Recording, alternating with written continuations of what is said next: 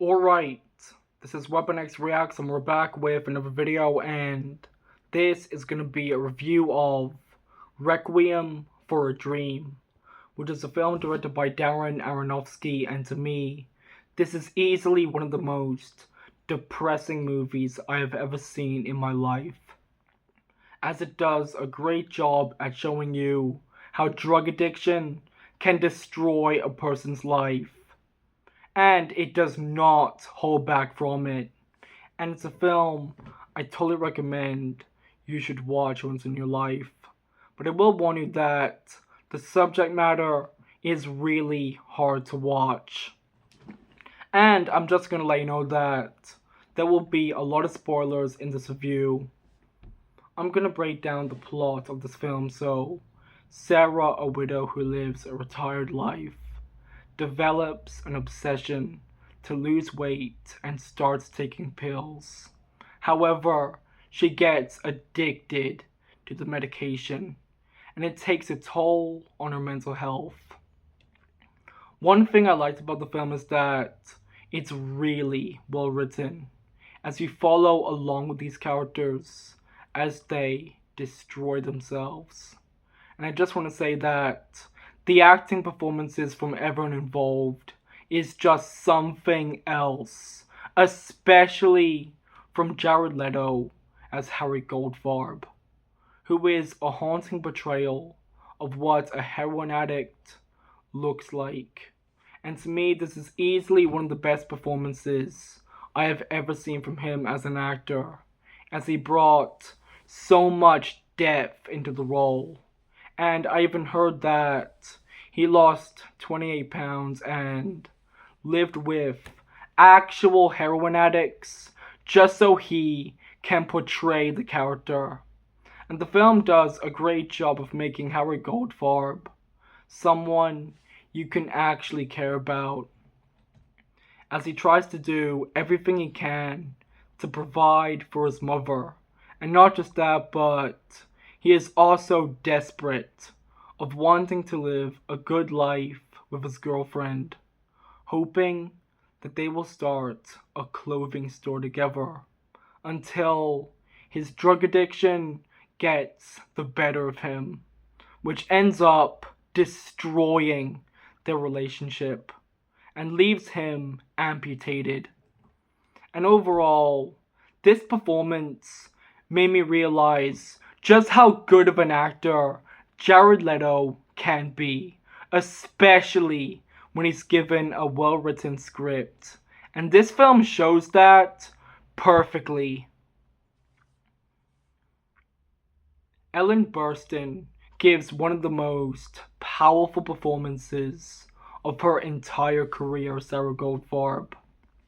And her character fits perfectly with the film's themes of addiction and self-destruction. And one thing I liked about her performance is that she does an amazing job with making Sarah Goldfarb someone who is compelling but tragic at the same time. And you can see that through her obsession of who she was in the past and love of wanting to be on television. And as the film goes on, she starts losing her sense of reality after experiencing hallucinations, which ends up with her being put into an institution center. And overall, Ellen Burstyn is easily one of the main reasons on why this film is so good.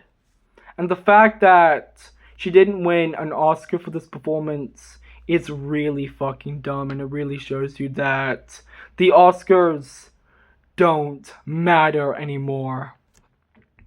And I really think that Sarah Goldfarb is one of the most well-written characters I have ever seen in a film, as she tried so hard to improve her life. But in the end, she became a victim of her own addiction and isolation. And I thought the monologue of where she talks to Harry about the reason on why she wants to do this is some of the best acting I have ever seen in a film, as it's just so emotional. And it really shows how she uses drugs as a way to cope with her loneliness. And I even heard that the cinematographer started crying while filming the scene, and to me, it made the film even way better than it already is, as it fits perfectly with who her character was. Also, Jennifer Connelly's performance as Marion was absolutely fantastic, and I thought the relationship between her character and Harry was really well written. And one thing I liked about her performance is how she brings so much emotional depth to her character, especially when you look at her struggles with drug addiction and depression, which was done so well. And it makes Marion someone who has been through a lot of shit in her life. And it really goes to show you that Darren Aronofsky is one of the best directors working today, especially with how he writes his characters. Marlon Wayans really proved that he can do a great job with playing dramatic roles, even though he is a comedic actor, especially when it comes to his performance as Tyrone, who is portrayed as someone who isn't just an addict, but a drug dealer.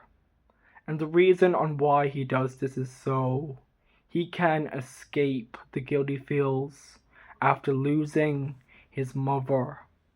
And he really wants to improve his life, which makes him sympathetic and compelling.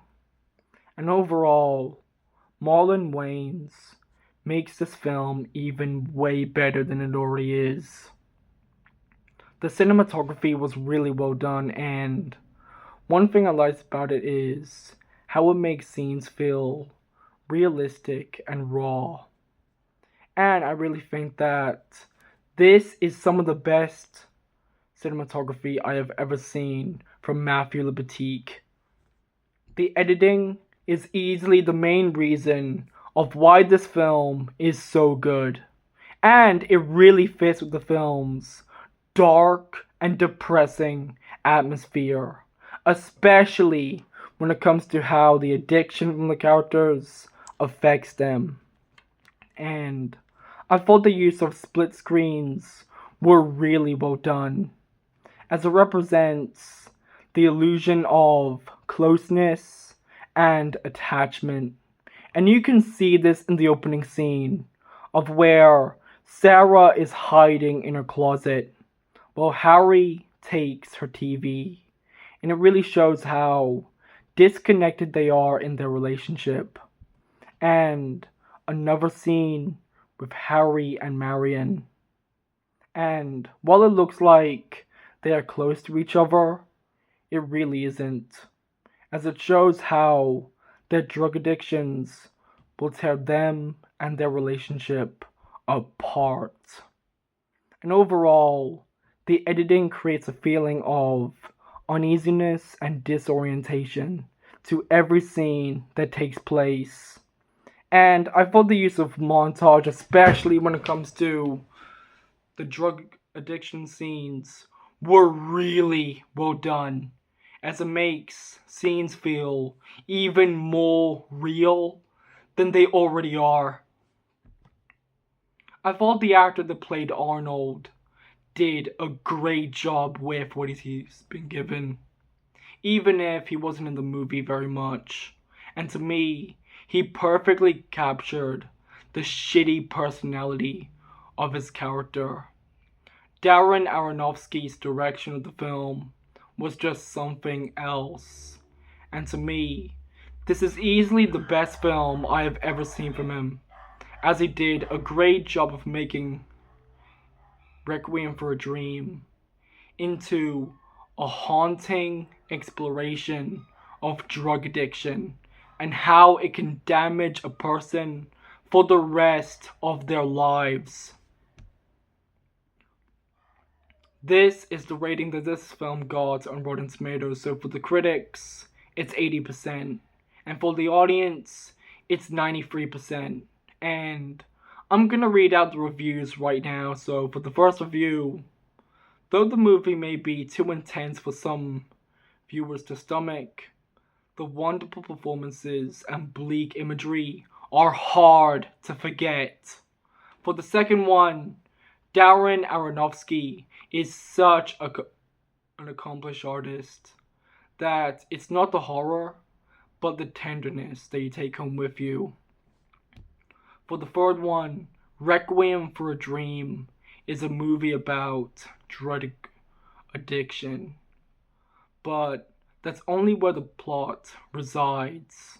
So the thoroughly drawn characters can work toward their imperfect dreams. Cinema history has been made with this. For the fourth one, Requiem for a Dream is both deeply depressing and oddly exhilarating. For the fifth review, Requiem for a Dream may be the best movie of this year that film goers will find almost unbearable at times.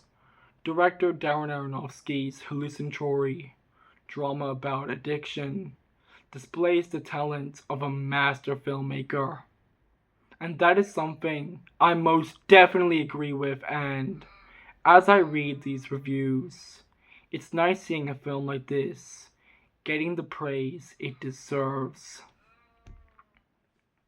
I'm not gonna lie.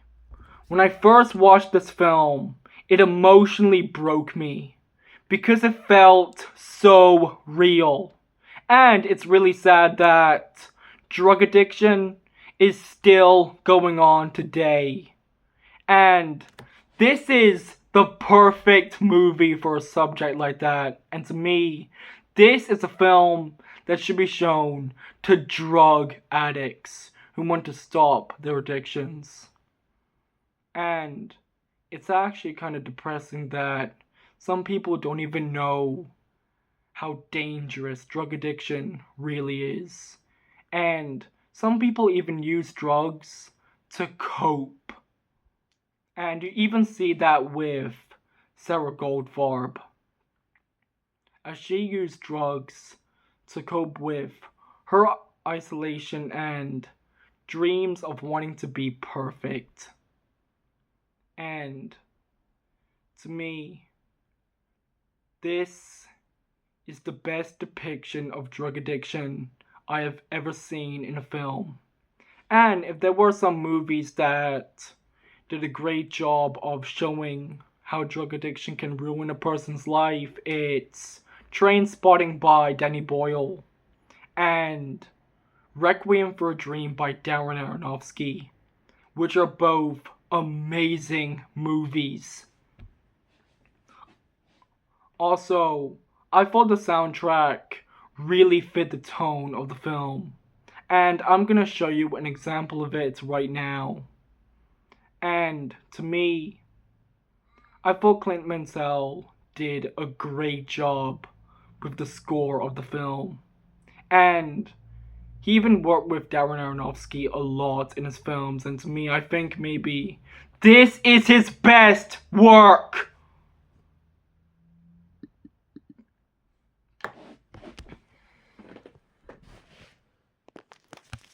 As it fits perfectly with what this film is trying to say.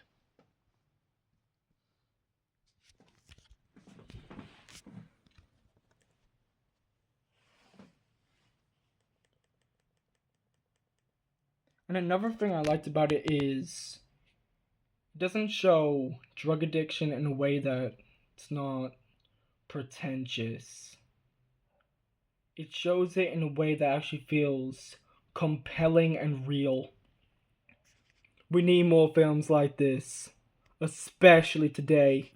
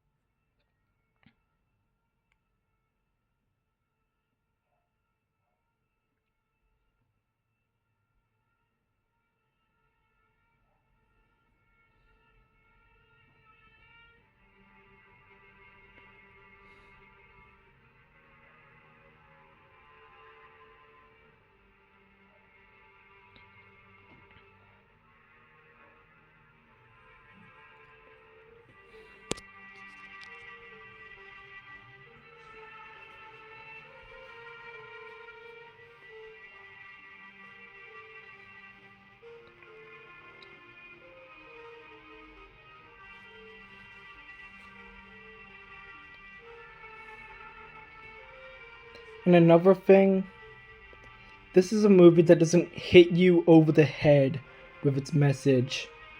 It just tells you what it really is. And how bad drug addiction is for people. If you think drug addiction is gonna help you in your life, you are fucking wrong.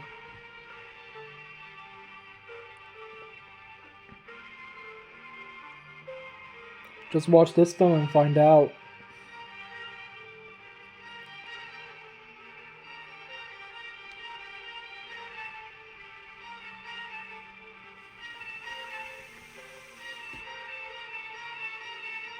It's hauntingly beautiful too.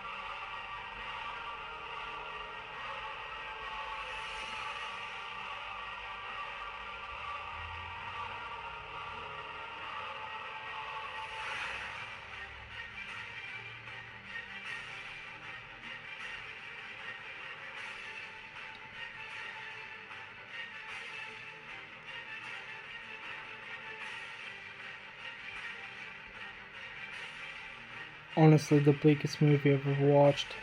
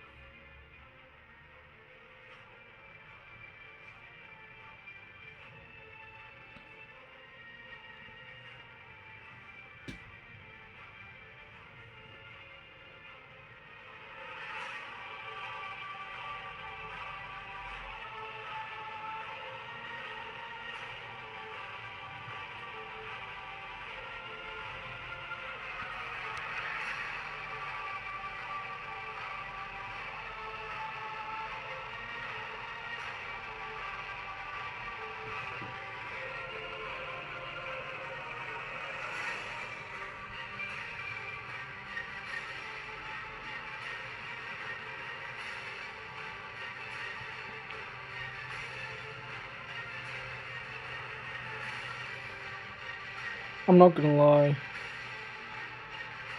I actually thought this was a horror movie.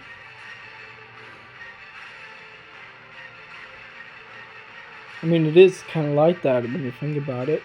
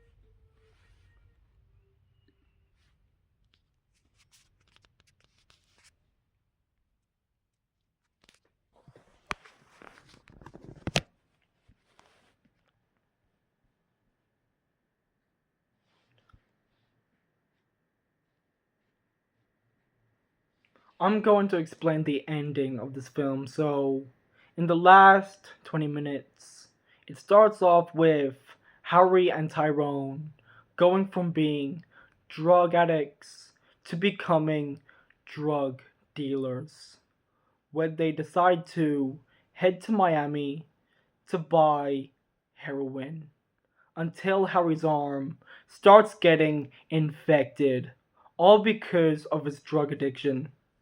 And then he gets sent to the hospital, where the doctor starts calling the cops on them after seeing that he is a drug addict.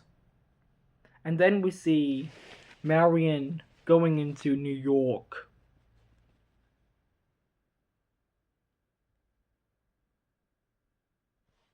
to make a deal with a pimp named Big Tim, and is forced to participate in degrading sexual acts for drugs, which breaks her completely. And then we see Sarah getting electroshock therapy, which leaves her emotionally destroyed. It's 5 o'clock. And after seeing what happened to her, Ada and Ray starts crying on a park bench, and Harry's arm is amputated. And after realizing that Marion isn't coming to see him, he starts tearing up. And I just want to say that Harry Goldfarb is a really compelling character, and Jared Leto's acting in the scene was absolutely fantastic, as you could feel Harry's pain. And Tyrone is left in prison doing hard labor. After that, we see Marion returning home as a prostitute, and he is seen holding the drugs while lying on the sofa in a fetal position. The film ends with Sarah imagining her life as a game show winner, and then Harry arrives as a guest and starts to hug her. And to me, this was a tragic ending to a film like this, as it perfectly shows the consequences of drug addiction. And I think the title shows how the hopes and dreams from the characters have all been destroyed. And the film isn't just about drug addiction, it's also about the consequences of chasing the American dream, which makes it even more tragic than it already is. And it really goes to show you that there is no happy ending to drugs.